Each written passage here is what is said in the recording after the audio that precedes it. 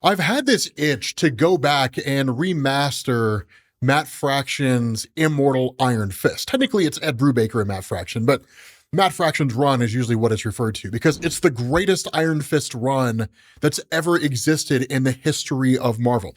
So what this does is this initially picks up with Rand Industries. And for the first minute or two, it's just business stuff. And then it gets awesome. So what goes on here is that Rand is in the process of conducting a business deal with a company called Wygo. The kicker about this is that Wygo is a Chinese-owned company. And Daniel Rand doesn't want to have anything to do with this, right? Just because of the fact that, China has a pretty bad human rights track record and that sort of thing. And so the result is that he ultimately just kind of scuttles the deal. The problem with this is that it's a $10.6 billion deal. And it's a deal that Jaren Hogarth has spent 3 years or so working on. Now, a lot of you guys probably remember Hogarth from the Marvel Netflix series played by the fantastic Carrie Ann Moss. Of course, Hogarth here in the comics is a guy, but their role somewhat remains the same. As opposed to being an attorney that kind of gets people off the hook for stuff, Hogarth is basically just an attorney for Rand Industries. But he's none too happy about the fact that Danny Rand has literally just killed a $10.5 billion deal. So the kind of ultimatum here is, I'm going to try to figure out a way to make this work, and if I can't, I quit, right? That's just the way that it is. But this leads Danny Rand to question the nature of Wygo Industries. And so what he does is he goes to their headquarters. He sneaks in, starts poking around, and he realizes this place is a front, right? Yes, it has all these computers and desks and stuff like that, but no one's ever set foot in this building. No one's ever worked in this building or anything like that. And that's when he's confronted by Hydra. Now, Hydra agents, the way they're depicted here is kind of intriguing because they appear and they fight in a very similar fashion to the Hand. Now, I'm not saying they are the Hand. I'm just saying they fight very similar, right? The Hand, the mystical ninja organization, they send hundreds after you when they want to kill you, or they send one guy and he kills you and then leaves and nobody ever knows what happened. But Hydra is very similar at this point in time in Marvel Comics. They even send forth the Mecha Gorgon, right? Just this gigantic piece of machinery. But ultimately, Danny Rand gets the upper hand on all these things. Now, in a lot of ways, this is designed to showcase the nature of Danny Rand and the power of the Iron Fist. The problem is that while he is able to get the upper hand on Mecha Gorgon initially, he doesn't get the upper hand long term, and it ends up incapacitating him. And what ends up happening here is that in the aftermath, he just kind of passes out, literally falls through a building. The Hydra agents walk up to him and they're like, he's not the one we're looking for. Alarm bells are going off and they say things like he's unregistered. It's only a matter of time before they find him. Now, what I want to do is I want to clarify this for a second. Those of you guys who know what I'm talking about, bear with me here. This came at a time, or this story was written at a time when superhuman registration was still a thing, right? The aftermath to Civil War. And as most of you guys could probably imagine, Danny Rand was against superhuman registration. So he's kind of unofficially a part of Captain America's Secret Avengers at this point in time. But still, he's operating under the radar. But at this point, you end up leaving Danny Rand and jumping to another guy who's essentially in an opium den. And you have these women who are here that are trying to find him. Now, they don't definitively know that it's him in Thailand, this mystery man they're hunting for, but when they're initially met by this kind of shady figure who actually turned out to be Davos, and we'll talk about him here in a second, that they tell him, well, we're not 100% sure that it's him, but the guy who runs this drug den told us it was. And he's like, look, I'm not taking the word of a drug addict, right? Some kind of drug peddler. Figure out whether or not it's him and let me know if it is. Now, Davos is a really intriguing character when it comes to the Iron Fist mythos. He's a long-standing character. He's been around since about 1975, so the very early days of the Iron Fist mythos. And when I say the early days, I mean the beginnings of Danny Rand's solo run. Technically, he debuted in Marvel Premiere, but in 1975, 1976, that's when he really started to get his own solo run. But Davos has been around for a while, and I'll kind of explain what his story is as we get further into it, because it's really cool. But sticking with this mystery man, these two women show up to this guy's doorstep and initially try to kill him, but he immediately shatters their swords with his hand, and they're like, it's him. right? And that's where he's like, who sent you? And they say, the one who will have your heart. And then they vanish. And that's when he's like, no, right? Like, this is not supposed to be my life anymore. It was all supposed to be over. And that's when we're told this is Orson Randall, the most recent Iron Fist. Now, that's one of the reasons why this story was so huge when it came out, because prior to this, there was no indication that there had ever been an Iron Fist before Danny Rand. The old school Danny Rand stories were just like, yes, he was trained by Lei Kung, the living dragon, and ultimately just kind of gained the power of the Iron Fist and then went forward as a superhero. That was it. This story, the Immortal Iron Fist run from Matt Fraction and Ed Brubaker, expands on that mythos in huge ways. And so once Danny Rand wakes up, right, kind of jumping back to his character, we of course end up finding out that he was saved by Luke Cage. The kicker is that his chi is kind of off kilter, and that's what caused him to lose in the first place. That's never really happened before. His chi's been stolen before, but he's never really had it kind of operate in some weird, strange way. There is also kind of a moment when Luke Cage goes to him and says, hey, just so you know, like Misty Knight and Colleen Wing and all them are operating under the name of Heroes for Hire. This, of course, again, is also part of Civil War when Misty Knight was sent by Tony Stark to find Captain America when he had gone underground and couldn't be found by anybody. But still, right, this is one of these things where it's just kind of giving us the lay of the land. And so switching back to Orson, right, he arrives here in the States, but when he does, he starts using the Iron Fist powers in a way that we hadn't really seen him use before, or really seen anybody use before. A good example of this is when he's told by customs, you need to present your passport and your claims declaration. He does some Jedi mind trick stuff and just like walks away. The guy's like, yep, you're good. And then he just leaves.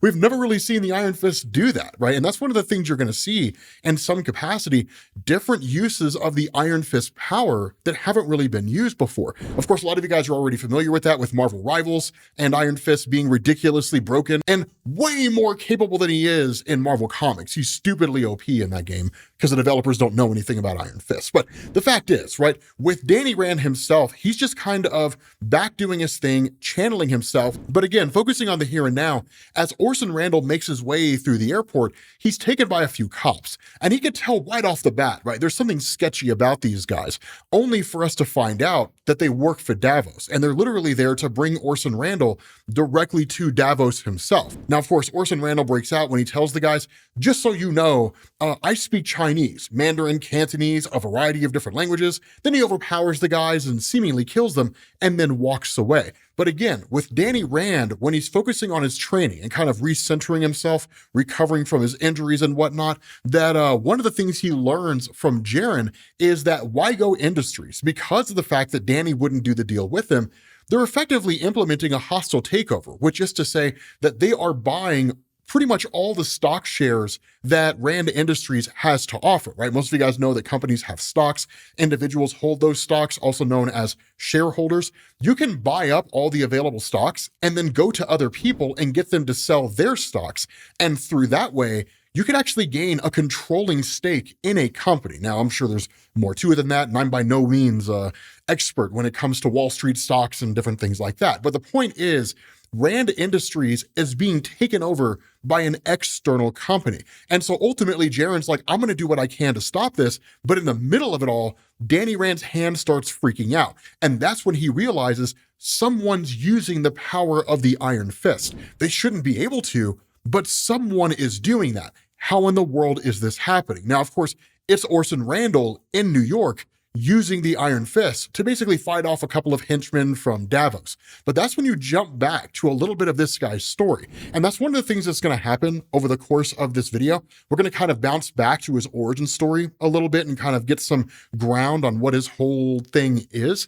But he basically served in 1916 in World War I, operating as an Iron Fist. And when that happens, of course, he's basically trying to get his own guys to safety and different things like that. It's not huge. It's simply just designed to say that while Danny Rand was kind of a superhero running around doing superhero things, that Orson Randall was seemingly looking at the much bigger picture, fighting in something like World War I, because the nature of the war would forever change the landscape of the world, that it was a very, very important event. Now, I'm sure if there was some kind of world war taking place, Danny Rand would probably also fight there as well. But it's also designed to show that Orson Randall is struggling with PTSD, because when he's fighting these henchmen, he's having flashbacks to his own story. And that when he basically comes back to the present, he's got this kind of deer in the headlights look, he's not fully there.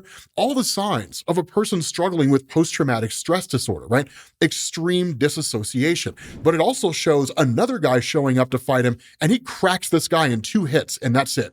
Takes this guy out immediately. And so following that, he kind of goes back onto the hunt, right? And it's really cool the way he sees things. He says, cameras. They've got cameras everywhere these days. You want to get found? Go inside somewhere. I've been in these rags for too long. I have to trade up. I have to go see a man today. I have to look important. So he just like runs up on this random dude, seemingly outside of the stock exchange or some kind of government building, and just like takes this guy's suit, kind of offering to buy it, but takes his suit. And that's when you kind of go into the history between Orson Randall and Danny Rand's family, because the two of them are connected. And so what you end up doing is you pick up after World War I was over in 1926, when Orson Randall basically took up residence in what is in effect a brothel. But instead of focusing so much on the affections of women, he's kind of moved beyond that.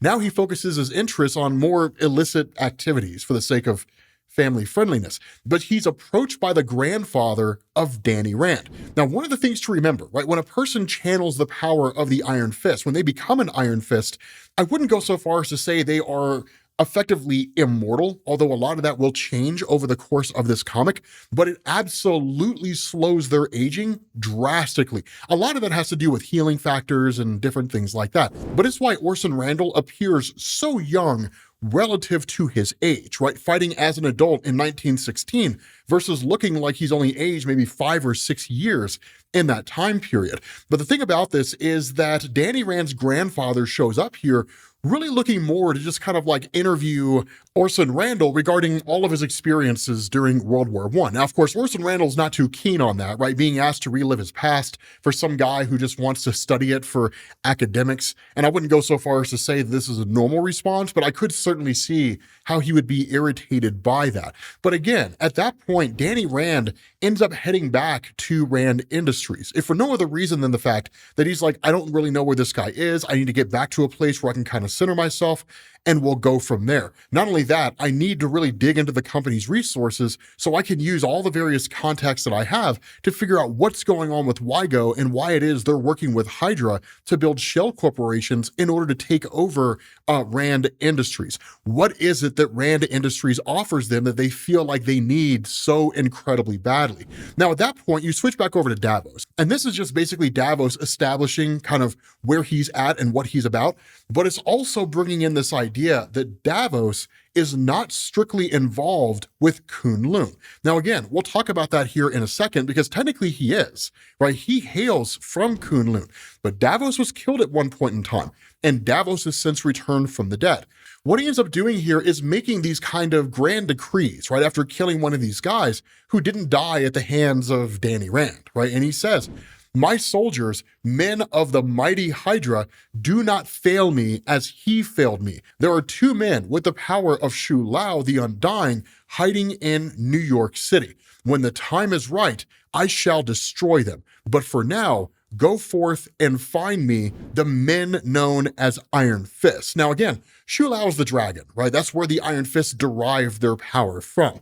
But the thing about this is when Danny Rand gets back into his offices, he's met with Orson Randall, and he doesn't know who this guy is, but he could pick up right off the bat, this is the guy that was using the Iron Fist. And because no one's supposed to be able to do that, and whether it's because Danny Rand is thinking clearly or not, we don't really find out initially. Instead, he immediately attacks the guy, right? And Orson's just like, dude, I've been fighting since before you were born. So sure, let's see what you're about. Danny throws a punch, it gets blocked, he gets headbutted, and that's it. Like 3 hits get thrown, 1 by him, 2 by Orson.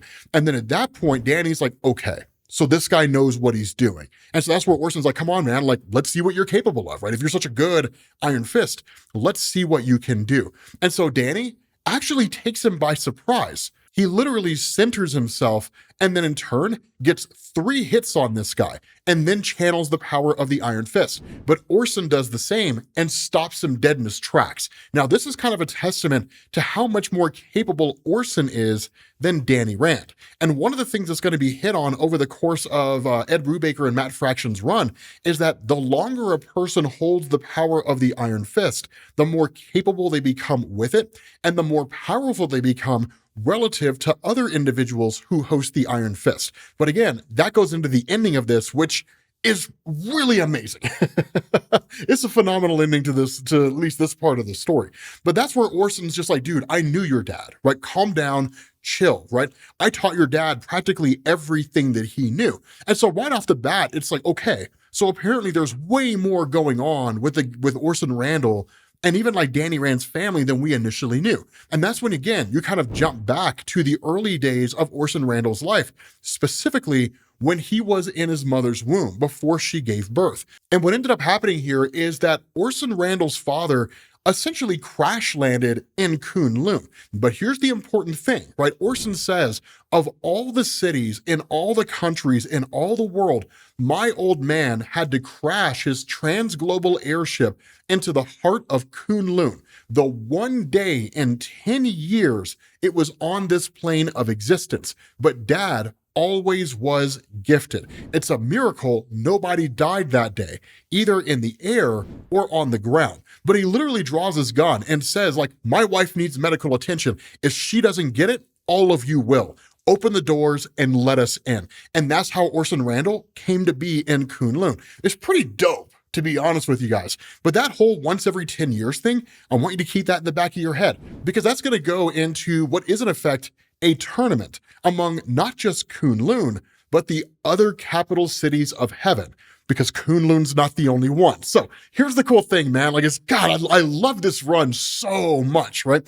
One of the funny things that goes on here is that these guys have been through 2 completely different circumstances in life. And this reflected in how they choose to operate, how they fight, how they live their lives. So where Danny Rand is channeling the power of the Iron Fist, Orson Randall's channeling the power of the Smith & Wesson.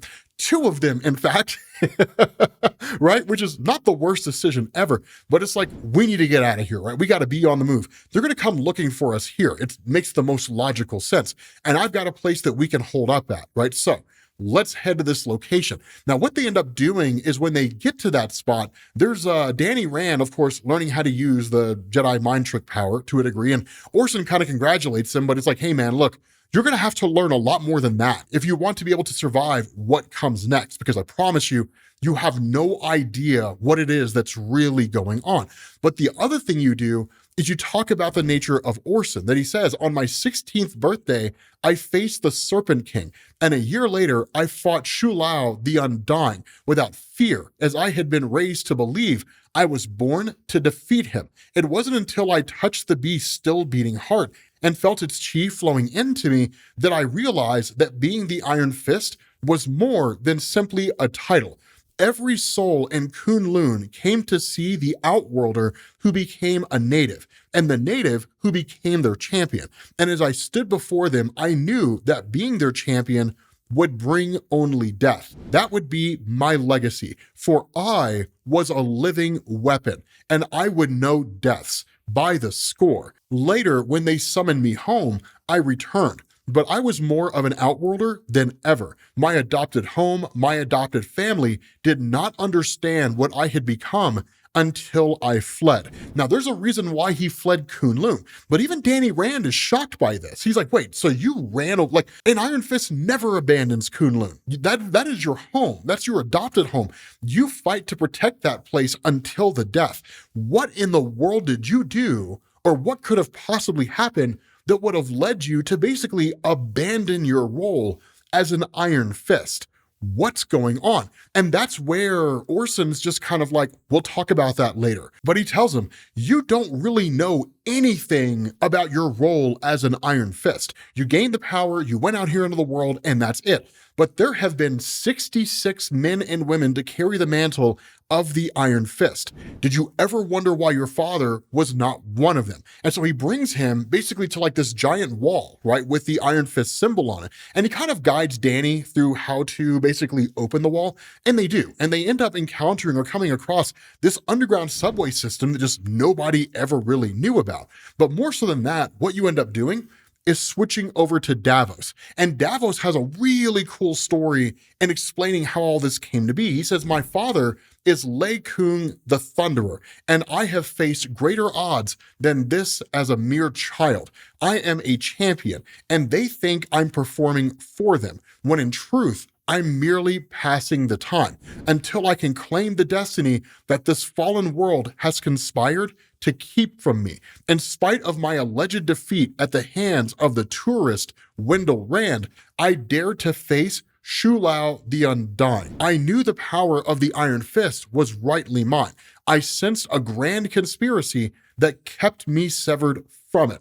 Only fools fear their destiny, or fear the pain that is destiny's inevitable price. Those who understand allow no obstacle to stand in their path, just as my path saw me cast out of the heavenly city of Kun Lun forever, and into the orbit of the wretched and treacherous. I am Davos, the steel serpent. That which is not given to me is mine to take. Not even death could stop me, try as it might, as it did when I tried stealing Dany Rand's chi from within him. And even from that, I have returned to Rome, for only destiny truly understands I am a champion. Now, here's the cool thing about Davos, right? Like, yes, he technically died, but he is working for a whole other city here. But this grudge that he has with Dany has less to do with Dany Rand, and it has everything to do with the fact that when the initial fight between Wendell and Davos took place,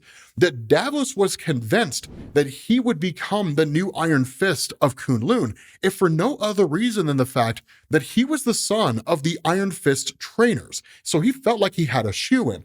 Ultimately, Wendell ended up receiving that reward. And when it happened, Davos was basically kicked out of Kun Lun, really more just because of the fact that he just showed disgrace in terms of his actions. But the fact was, he holds a grudge because in his mind, he is the one that should be the Iron Fist. He's owed that, he should be that. And so it was kind of phenomenal because what you end up learning here is that he's actually working for someone called Crane Mother. Now, Crane Mother is really, really cool once you get to like the immortal weapons and everything, because when he finally speaks to her, she says, excellent boy, then the price we paid to bring you back was worth it. And you, our champion, our living weapon of the ancient and venerated city of Kunzi, our daughters are yours to use as you see fit. Now, she's not saying that because it's just like, take them to bed or anything like that. It's him basically saying, I need more bodies. Davos does not channel his inner chi in order to achieve incredible levels of strength, speed, and durability, and so on. He actually pulls the energy from other people. And so that's why he needs these daughters, because they are incredibly capable in their own right. And by pulling their energy, he can in turn empower himself. But at this point, we switch back to 1933, continuing on with this bit of Orson Randall's history. And what we're told this arena is a church. It is here that we, the lords of the 7 capital cities of heaven, convene and celebrate that which is our most holy duty. And it is here that one of our own has violated our law. We demand recompense, UT, August personage in Jade. Crane Mother, understand me when I say, you shall have the justice you seek, but I will not turn the Iron Fist over to you. So again, this kind of going back and forth between the city of Kun Lun and so on and so forth. But it's stated, as is purview of our immortal weapons, this one left the starry spires of Kun Lun to roam the earth. And it was there he found himself immersed in one of man's bloodier conflicts. It changed him. Our weapon refuses to fight. He does not refuse to participate. And that's where the statement's made. A weapon who refuses to be wielded to defend the honor of his city, that is nonsense. And so Crane Mother says, centuries of tradition of honor, the one event that brings the 7 cities together in this time, in this place. And you, UT, and your willfulness, your permissiveness, you have allowed your Iron Fist to sully millennia of tradition. And so he must pay. Is the council agreed? And they say, agreed. And that's why Orson Randall has remained underground this entire time. He's been hiding. And so once you switch back over to Danny and Orson, they're literally just kind of like fighting off against these guys as best they can. Don't get me wrong, it's pretty dope. And in fact, the reason why they're here is because Orson Randall had hid a book away, the history of the Iron Fist. In fact, the history of every Iron Fist that's ever existed in the history of Marvel. And so that's the reason why they've arrived. And as soon as he gets it, they immediately bail out. But he tells Danny, this is going to be the most important thing that you are ever going to have in your possession. This is written on parchment made from the scales of Shulau himself. This is literally a document that covers our history. There are aspects of Kung Fu in this book that you have never heard of. If you study this book correctly and learn everything it has to offer, you will come out drastically more powerful than you are now. You will become as powerful as the version in Marvel Rivals. And so what you end up doing is, again, switching back over to Orson, because he had been studying this book, and it talks about when he decides to bail out with the book itself. Because what had happened is they had come to him and they had said, you have to fight in the tournament. He chose not to. And that's what he says. I refuse to fight. I told them that I refused to fight. They would not take no for an answer. So I fought badly, but I fought them all the same. But even in this reign of blows and bloodshed, I felt no fear until I realized why they had come. And he's told Orson Randall, the Grand Council of Heaven's 7 cities has rendered unto you its verdict of holy justice.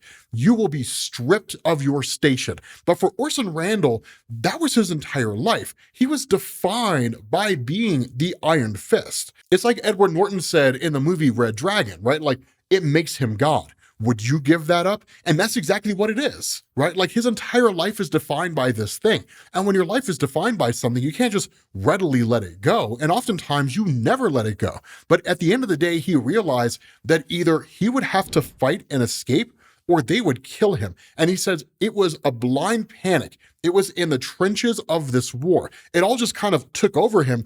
And he basically ends up killing one of the immortal weapons from the 7 capital cities of heaven. And he runs, right? He immediately takes off. And that's why he came to New York. But here's the cool thing about this, right? Here's what makes this really wild, is he says, there are 7 of us, all in all. One day soon, you will be asked to fight the other immortal weapons, to continue the legacy of blood and death disguised as honor. And that's when Danny asks, like, is that why you took this book? And he says, yes. I hope that without that book, the history, that the line of the Iron Fist would end with me. But I was still young then. I didn't understand the weight of it. And that's where Danny kind of chimes in and is like, I mean, dude, this is so much. I mean, the things that I've learned barely scratch the tip of the iceberg. Like, if everything this book is telling me is true, there's so much more for me to learn. I can't learn this in a very short period of time. But ultimately, Orson's like, you better find a way, man, because they will come for you. And when they do, you are going to have to fight. He's like, why do you think all of this was happening now? Crane Mother and the city of Kun Zi have been planning this for decades. The Iron Fist destroyed her weapon, and she only gives birth to one every 300 years. Of course, the immortal weapon that Orson Randall killed was the immortal weapon of Crane Mother. And so now it's really more of a vendetta than anything else, right? Like, to see the Iron Fist destroyed for the death of her immortal weapon in a non-sanctioned fight, because it's different when they're fighting in the tournament and one of their immortal weapons dies, right? That's the nature of the beast. They all agree to it. Yes, it sucks, but that's the way the game gets played. But when it's a non-sanctioned fight like that, even though they're the ones who started it, it still changes things, right? It changes the way everything happens. And so at that point, Orson and Danny end up going back to Danny's apartment, right? To just kind of get some R&R. And they're like, man, like, dude, we really need to relax, man. Like, I need a shower. Like, I am exhausted. And then as soon as they get up to the door, Iron Fist, your destiny has arrived, right? Like, literally, Davos is just there waiting for them. These guys can't catch a break. But that goes into the last little bit of history here, which actually has to do with Wendell Rand, right? The father of Danny Rand. That what ended up happening is that Orson Randall basically took Wendell Rand kind of under his wing, essentially, and just kind of taught him everything he knew on how to fight and all that kind of good stuff. A time eventually comes when Wendell, in hearing all these stories and legends about Kun Lun, wants to go and find it. But Orson's just like, no, you do not want to go there. You do not need to go there. Now that's because Orson knows the true meaning of what it means to be an Iron Fist, that you get called on every 10 years or so to fight in a tournament where you could lose your life. And if that happens, they just move on to the next one, right? They don't really care that you died. You're just there to defend the city. And that's it, right? Nothing more, nothing less. You're a weapon to be used for whatever they choose to use you for. But Wendell doesn't know any of that. He doesn't really understand any of that. And truth to tell, right, Orson doesn't really spill the beans on it all. And so what ended up happening is that when Wendell kind of went out and did his own thing, ultimately ended up getting married, and then his wife had Danny Rand, they decided to go and hunt for Kun Lun. And that goes into the origin story of Danny, right? Where basically Wendell and his wife are just kind of screwed over by Harold Meacham, right? The business partner of Wendell Rand. He leaves them for dead, and then Danny Rand is adopted by the occupants of Kun Lun and then becomes the Iron Fist. So again, it's a cool bit of history there. But as far as the fight goes, when it comes to, you know, Danny Rand and Orson Randall facing off against Davos, they are extremely overwhelmed, not just by the forces of Hydra, because those just kind of wear them down, right? Soften them up a little bit to prepare Davos to be able to defeat them. But even when that's the case, and absorbing all the energy of the women who are there, Davos overpowers both of them. And so what ends up happening is Orson, having lived long enough and not wanting to have to do this anymore,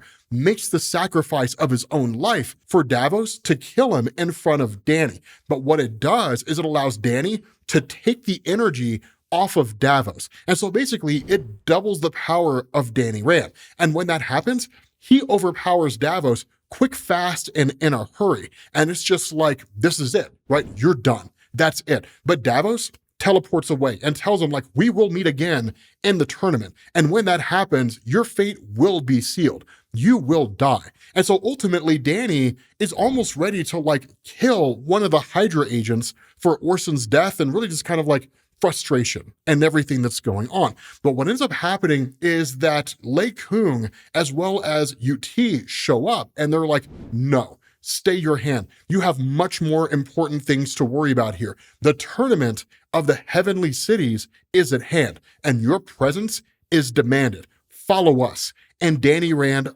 follows. With that being said, guys, we're going to bring this to an end, because I'll tell you guys right now, man, when you get to the tournament of the 7 capital cities of heaven, it's amazing. It's absolutely phenomenal. I love it so much. But with that being said, guys, we're going to bring this video to an end. Thank you all for watching, and I will catch you all later. Peace.